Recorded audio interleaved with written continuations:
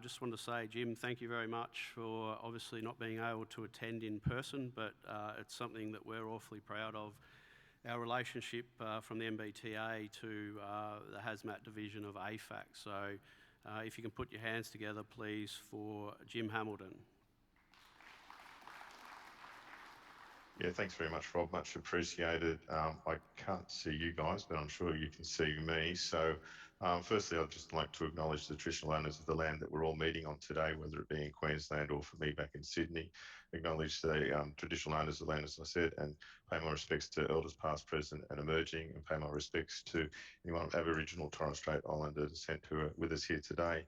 And apologies for can't be there in person, triple booked. I'm heading actually to a state level marine exercise. So you can see that we're doing a whole lot of different things in the space with industries, which is critical for all of us. And as we just heard, the long association between the National Bulk Taker Association and AFAC continues, and that also comes down into each of the individual state and territory agencies. So as we've heard, we've had a long and distinguished relationship, but I think we need to think where we are and what we're doing and look at that from a sense of, have we achieved what we need to achieve, or do we need to do more work in that space?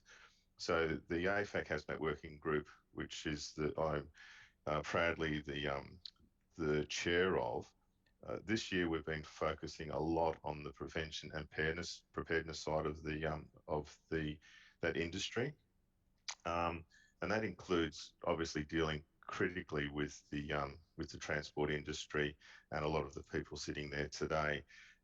Part of that and some of the challenges that we have is actually the transport of dangerous goods and the regulations that go with that. So when we start talking about the work that we're doing, when we start linking our agencies or our national approach to the EU standards, and how does that actually work for us? And are we the same industries? So are we very similar to the EU, or are we a different entity? And as such, should our the quantities and the placarding be the same for the EU and for indeed Australia?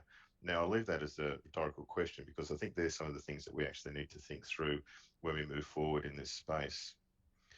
Some of the other things that we've been looking at is the traditional emergency management approach. So you would have all heard of PPRR, so the prevention, preparedness, response and recovery. So again, a lot of this, please, is a self-reflection on all of us. So where are we in the prevention space? Where are we in the preparedness space? Where are we, unfortunately, if we have a response like my background here, which was on the M1 between Sydney and the Central Coast, that started off as a good day and then turned into a very bad day. And then our recovery component of that. So what are we doing as a group together to actually look at that? In the prevention space, obviously, we've got a great role to play in both from an emergency services and also from an industry base. So I was fortunate enough to join a seminar a couple of weeks ago, which was held at the state level of New South Wales, looking at road safety plan for 2026 with a vision of 2056, which is a long way away, but in 2056, the vision is 0 road deaths on New South Wales roads. Now, if we extrapolate that across to all of Australian roads, you can see it's a huge challenge for us, but it's one that we actually need to set those targets and goals. So for the plan for 2026, we're looking at potentially what sort of reduction can we have from today's dates on road deaths and serious road injuries. My view is that we should be targeting 0 deaths, but I don't know that that's quite practical right at this point in time for 5 years away. But we should be looking at some sort of challenge to ourselves. Maybe it's 30% reduction. But how does that actually work for us? And what are we doing as an industry and as an emergency services for that to occur? And what's our prevention strategies in that space? Now, obviously, the vehicles, whether they be trucks or whether they be cars, the technology in those is assisting us no end, but we still have to actually look at what we are doing as industries in general to actually say, are we doing everything we can to prevent incidents?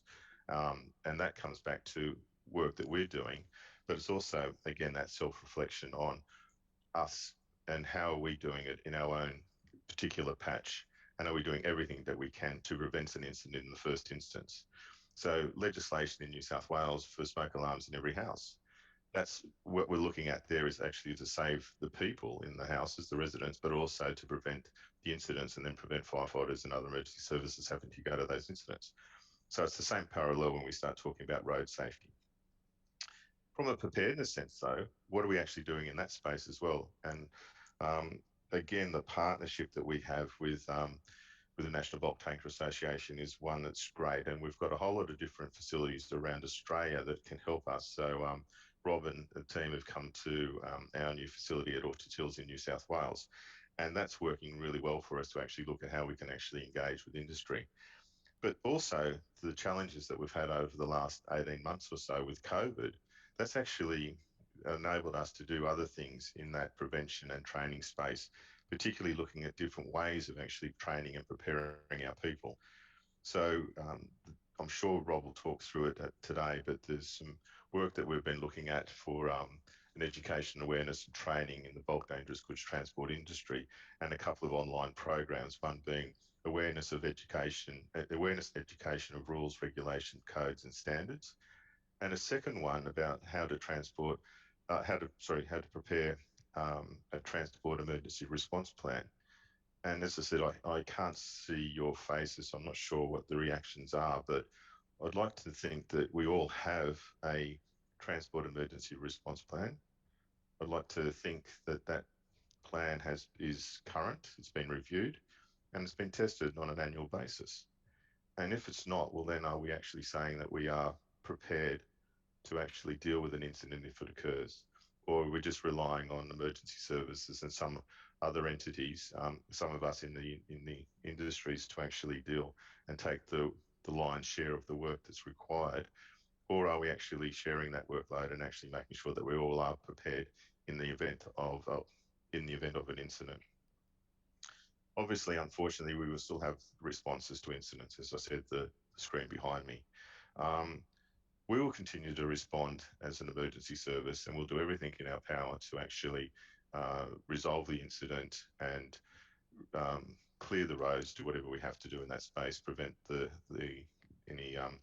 any deaths or other injuries. But we can't do it alone. It's a partnership with industry to make sure this occurs. And there's nothing worse than actually having an incident like this and then having the response entity from the industry coming with the wrong tanker or a dirty tanker or a contaminated tanker, or not being able to revive a tanker for the next 3 or 4 hours, or worse, depending on the circumstances. Because then we flow into the recovery side of things, where we actually have to open the roads and get the economy moving again. And if we haven't got a streamlined approach in this sense, we're going to have problems. So again, I'd go back to the start. It's a partnership, and we're proud of the partnership that we have. But I think we actually need to continue to enhance that partnership and make sure that we are preventing in the first instance. But if we do have to have an incident, be prepared for that incident and then respond with all due haste to actually resolve the incident and then get the economy back and ticking. And I think, Rob, that's sort of my introduction. And I'm not sure if you need me to take any questions, but I'm just conscious of the time and making sure that we remain on time early on in the day. So thank you for the opportunity to come and speak today. And again, I apologise for not being there in person. Thanks, Jim. It's Justin here, Jim, if you can't Justin, see how me. are you? Good, I thanks, can't mate. see you, sorry. I just wanted to ask you a question around, I guess, specifically the bulk tanker incidents in New South Wales. Obviously, that's your area, but in the last 12 months, obviously with the limited amount of other road users out there, have you seen a reduction? We've got a couple of insurance companies here in NBTA and Gallagher, which will give us, exact details around accident data. But just from yourself, is it something you've seen a reduction in the last 12 months or 18 months since we've had our last bulk tanker day? Yeah, thanks, Justin. And potentially we have, because there's been less road users, but the incidents that we have seen, and whether they be motor vehicle accidents or incidents involving heavy vehicles, a lot of them have been high-speed incidents because there hasn't been as much traffic on the roads. So I don't think people have actually adjusted to the conditions that we have. But one of the things that we are continuing to see is truck fires. and whether it be in the brake systems, in the vehicle systems, the wheel systems, or whether it be in the cabs, which are then spreading to the rest of the vehicles. So we are seeing that as remaining either pretty constant or actually almost to the point where they're increasing. So I'm not a technical person by any stretch of the imagination in relation to vehicles and the maintenance, etc. But we are seeing an increase in truck fires per se. Thanks, Jim. Thank you very much for your presence today, Jim. Unfortunately, it couldn't be in person, but it's great to still have you involved in the day. So if you can put your hands together for Jim Hamilton, please.